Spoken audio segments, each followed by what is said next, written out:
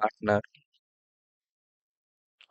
A partner or other person in the firm who is a member of Institute of Chartered Account of India and it is in the full-time practice and responsible for engagement and its performance and for the report that is issued on behalf of the firm and who where required has been appropriate authority for professional, legal and regulatory body.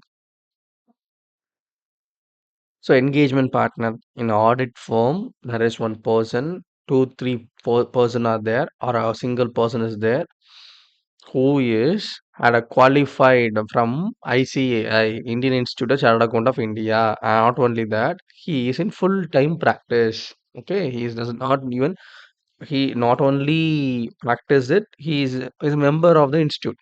He's full time practice. Not only that, and he is the person who is responsible for this engagement and he is also responsible for performing the duty and following the laws and regulations and he is going to sign in behalf of the firm, that is he is going to say that, sir, this audit report we have drafted and I am signing the report on behalf of the firm. I am signing the report.